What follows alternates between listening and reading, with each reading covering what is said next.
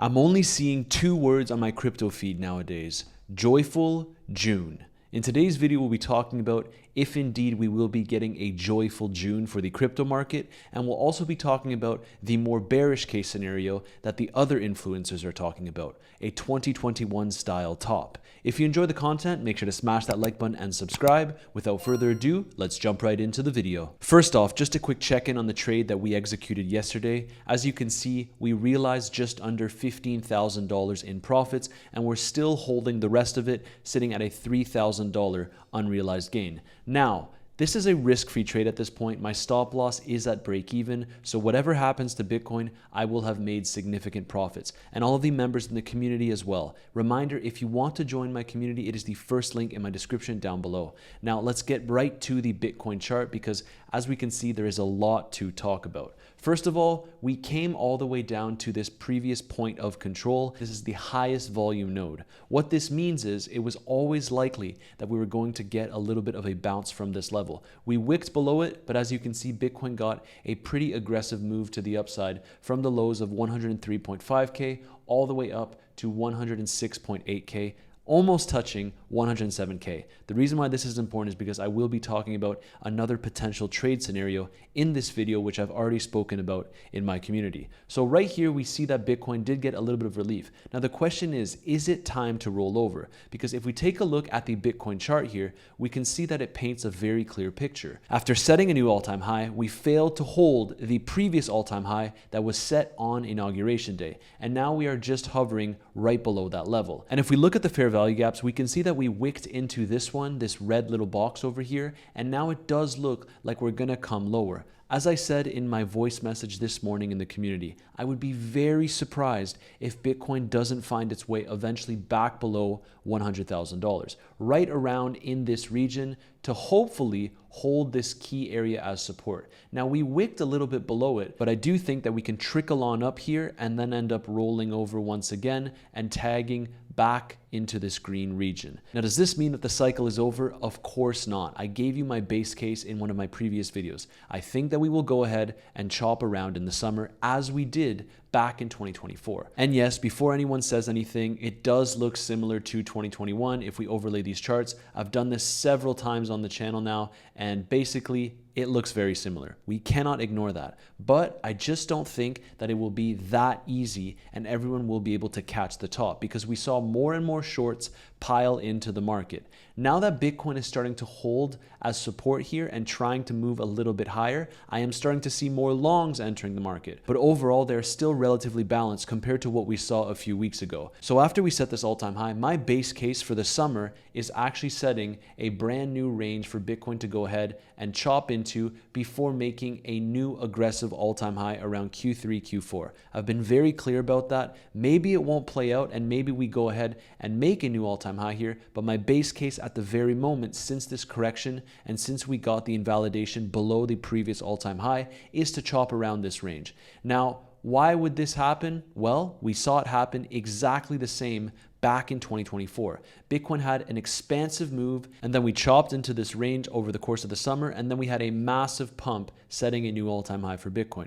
I think that it's highly likely that something similar happens, especially with how overheated the market currently looks. Now, this doesn't mean that we're going to repeat what happened in 2021. To me, this means that we get the chopping and then we go make that all-time high, and then into 2026, we finally get that bear market. I will make sure to keep you updated if my stance changes, but for now, this is exactly the scenario that I'm looking at. And speaking of scenarios that I'm looking at, I did want to show you this chart. Now, this is the 3 falling peaks pattern, and it's starting to look like it's about to play out for Bitcoin. I shared this in my community earlier this morning, so a lot of you will be aware of this, but basically, what happens in these scenarios is that Bitcoin forms a little bit of a bottom range here and we hold it as support, but then we go ahead and form these 3 peaks that I outlined on the chart. Now, Bitcoin hasn't quite yet made that 3rd peak, and we're holding this level as support before potentially going as high as just below $109,000. Now, to me, if we start seeing resistance at this trend line, I do think that it's highly likely that Bitcoin will go ahead and have another dump, and perhaps this is the dump that brings us into the low 100K levels, potentially below $100,000. So this could be an excellent short setup, and if it's about to play out, I will make sure to keep you updated in my free Telegram community, which is the first link in my description down below. I think right now that this is a high probability scenario, but we'll have to see how Bitcoin reacts around these levels.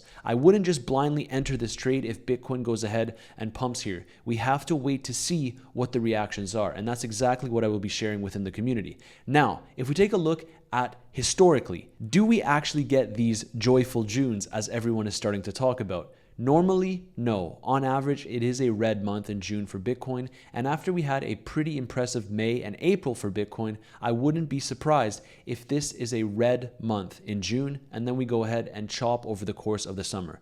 We will be shaking a lot of people out because as Bitcoin typically tends to chop around in these ranges that we discussed, for example, last summer, this got a lot of traders wrecked. A lot of people trying to long the breakout and a lot of people trying to short the bottom, expecting us to break down much further. So make sure you're careful if we get a scenario like this summer. It will be a very tricky market to navigate if we get this kind of chop. Now, if we take a look at Ethereum, we need to touch on this because actually in yesterday's video, I talked about the fact that I think that Ethereum could see another move to the upside if Bitcoin were to behave. And actually, if I go back to the video, this is the exact chart that I shared, and we can see that Ethereum was sitting right around $2,550 at the time of recording this video, and now Ethereum is sitting just above $2,620. So ultimately, this was a pretty solid move. Now, I wasn't calling to go max long. I will not take credit for that, but all I'm saying is if Bitcoin continues to hold at these levels,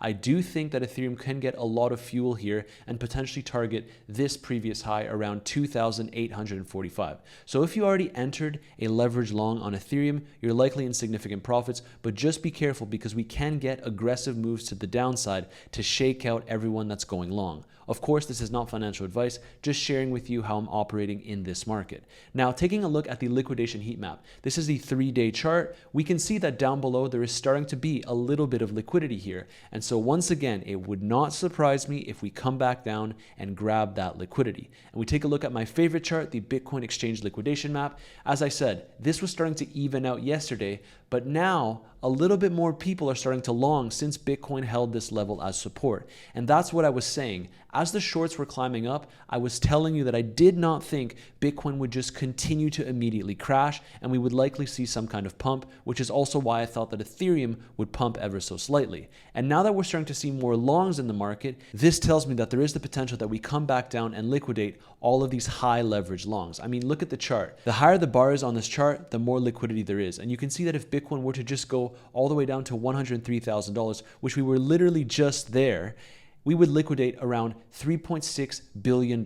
That's how much liquidation leverage there would be. And then if we continue onwards all the way down to the high 90Ks, you can see that the bulk of these longs would be getting liquidated. That being said, I have been very cautious in this market recently because I do think that there's another possibility that we go ahead and grab the liquidity to the upside as well. It's not all black and white, and the market makers love these kinds of environments where everyone goes ahead and makes huge bets only to get liquidated. So make sure you're cautious if you're trading this market. The other thing I wanted to talk about is a little bit of news here. President Trump is going to hold trade talks with the Chinese president on Friday. We'll see what actually comes out of this because last time the talks weren't that positive, despite the fact that Trump came out and said he's certain that they will find some kind of agreement. But then China came out and supposedly violated their initial agreement. Also, in terms of rate cuts, it now seems that Kalshi is showing just 2 Fed rate cuts expected in 2025. Now, this is something that is relatively reliable because these are the betting markets. If people are betting on just 2 rate cuts, it's highly likely that they will happen.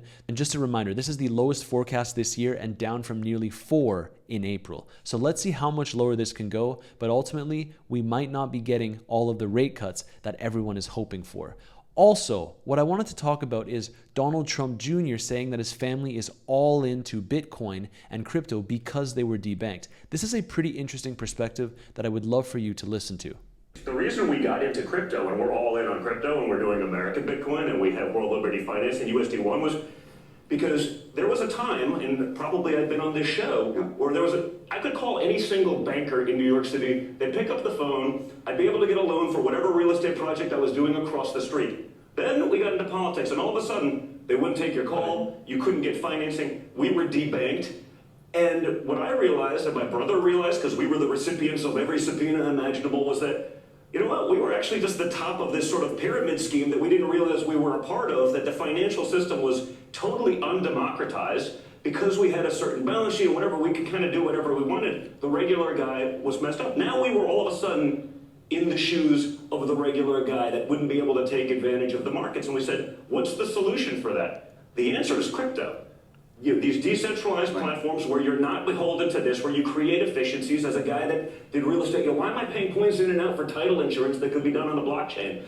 So we got into crypto, not because it was like, hey, this is the next cool thing. We got into it out of necessity. We got into it because we understood just how quickly we could be turned off, even as an incredible developer from New York City. I mean, I don't think anyone would argue that we didn't change the skyline of New York City, but that disappeared in an instant.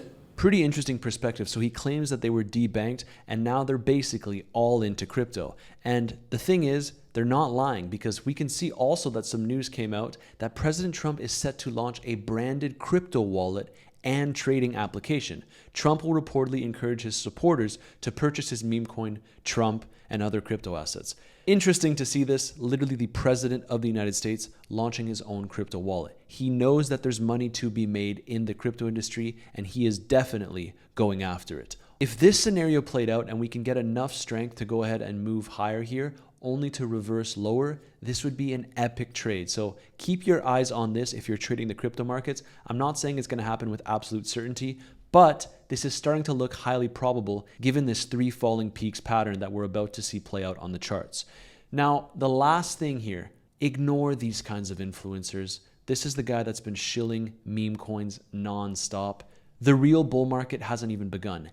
Everything you're seeing now is still accumulation. And I actually like the comment of one of this posts. This is the ETH Bitcoin chart. Does this tell you it was accumulation? I know on the channel we've been talking about how ETH Bitcoin does look like it's starting to bottom out, but come on, altcoin season happens when ETH Bitcoin is actually pumping properly. And when we get this kind of downtrend, does that look like accumulation to you? No. And while I don't think that we will have this joyful June that a lot of bullish crypto influencers are saying, I also don't think it's the end of the market, as Robert Kiyosaki is saying now, the author of legendary book Rich Dad Poor Dad. He came out and said, "Do not say I didn't warn anyone. As predicted in my book, the biggest crash in history is coming. I am afraid that crash time is now and through this summer. Unfortunately, millions, especially my generation of boomers, will be wiped out when the stock and bond market crash."